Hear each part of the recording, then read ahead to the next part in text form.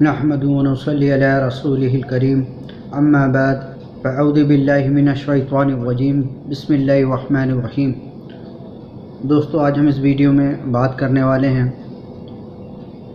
کہ دعا کی قبولیت کے بارے میں، کہ کس طرح ہم اللہ کے سامنے دعا کریں کہ اللہ ہماری دعاؤں کو رد نہ کرے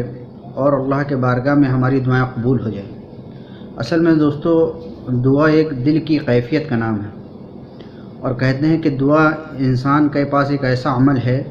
جس سے انسان کی تقدیر بدلتی ہے۔ جامع ترمذی کی روایت ہے کہ اللہ کے رسول صلی اللہ علیہ وسلم نے فرمایا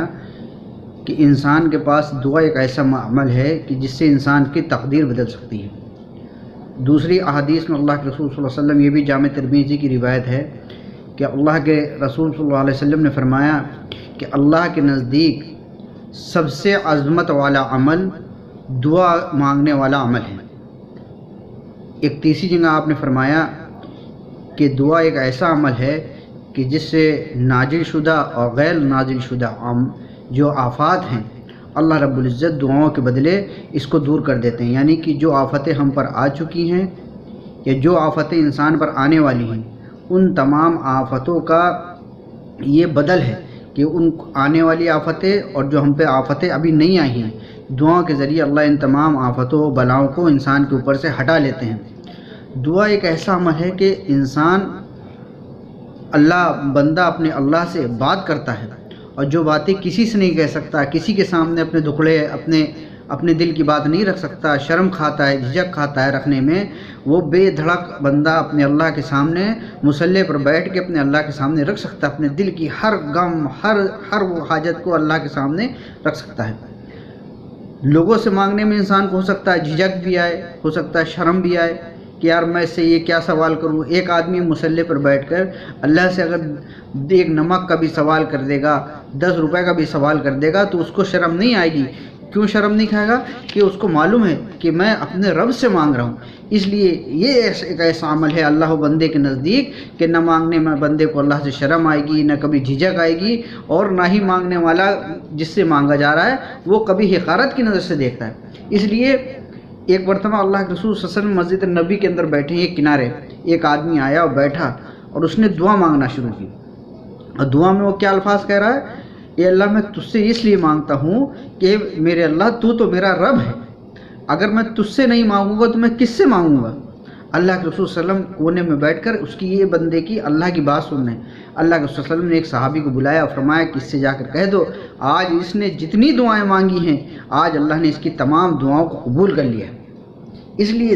دعا ایک ایسا اتنا بڑا عمل ہے، اس میں یہ فرمایا کہ مانگنے والے سے اللہ خوش ہوتے ہیں، اور جو اپنی حاجتوں کے لیے، اپنے تقاضوں کے لیے غیروں کے آگے ہاتھ پھیلائے گا، اللہ اسے غیروں کے حوالے کر دیں گے۔ اور جو آدمی غیروں کے آگے اپنی حاجتوں اور تقاضوں کے لیے ہاتھ پھیلانا شروع کر دیتا ہے، اللہ اسے ذلیل کرنا شروع کرتے ہیں۔ اللہ سے مانگنے میں بندے کی عزت ہے، اور مخلوق کے آگے ہاتھ پھیلانا یہ انسان کے لیے ذلت کا سبب ہے۔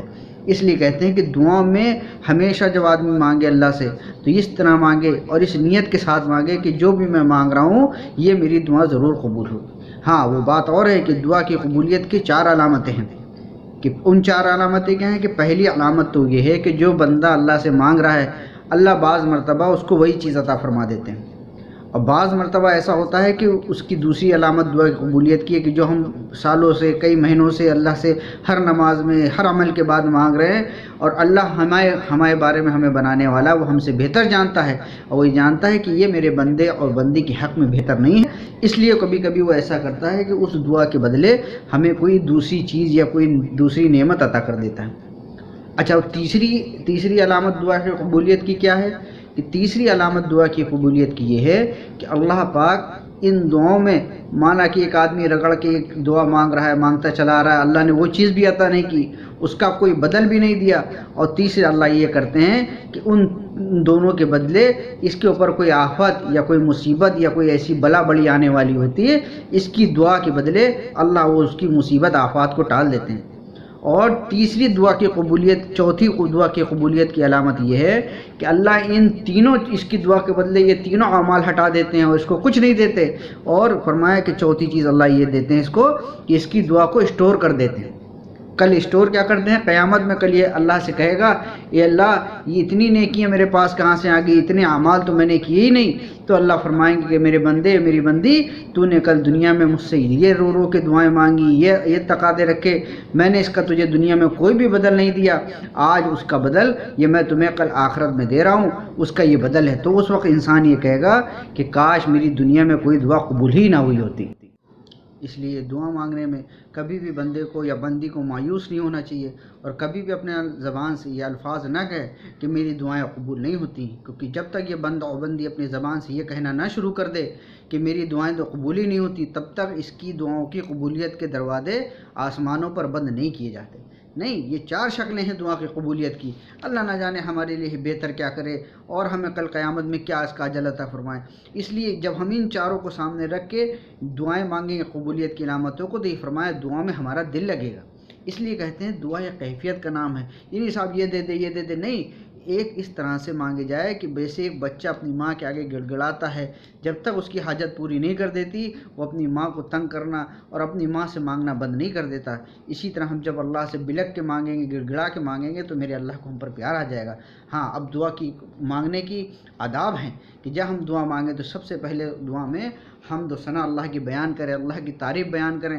اے اللہ تو کتنا بڑا معاف کرنے والا ہے، تو کتنا بڑا عطا کرنے والا ہے، تجھ سے بڑا تو دنیا میں کوئی عطا کرنے والا ہمیں ملے ہی نہیں۔ اے اللہ اگر ہم تجھ سے نہیں مانگیں گے تو پھر کس سے مانگیں گے؟ حمد و ثنا اللہ کی تعریف بیان کریں۔ اس کے بعد یہ فرمایا اپنے گناہوں کو سامنے رکھ کے، اے اللہ آپ ایسے ہم ایسے، آپ نے ہمارے ساتھ ایسا معاملہ کیا، اے اللہ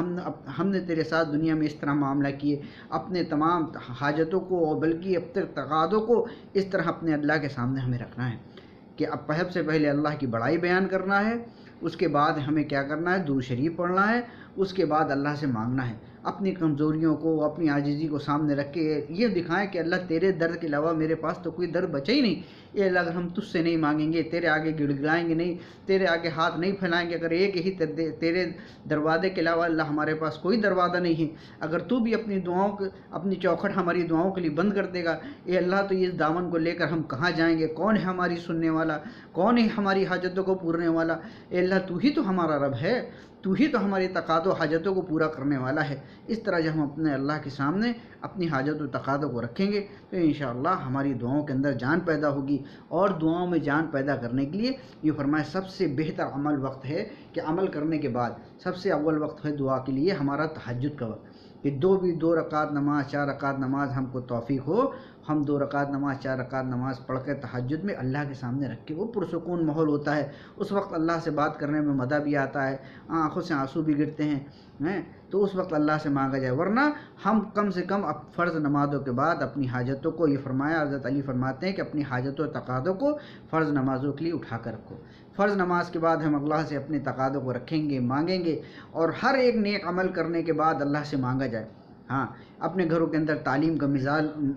جو ہے نظام قائم ہو، ہمارے گھروں کے اندر فضائل کی تعلیم ہو رہی ہو، اور ہمارے گھروں کے اندر سنتوں کا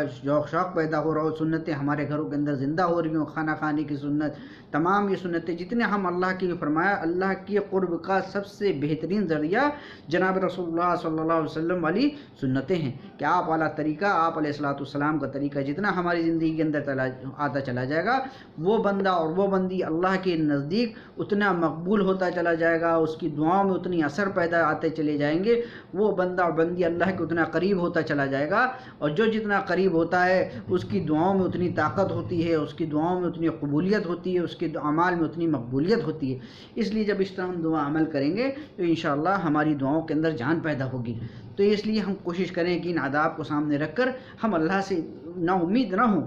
بلکہ مانگا جائے، اپنے اعمالوں کو صحیح کریں، اپنے اللہ سے اپنا معاملہ صحیح رکھیں، وہ بیٹھا ہمیں دینے کے لیے۔ ہاں، تو اس لیے ہم زیادہ سے زیادہ کوشش کریں کہ یہ طریقے کو ہم اپنی زندگی کے اندر لانا ہے، اور زیادہ سے زیادہ تک لوگوں کو اس بات کو ہمیں پہنچانا ہے۔ اللہ تعالی ہمیں آپ کو کہنے سننے سے زیادہ عمل کی توفیق نصیب فرمائے۔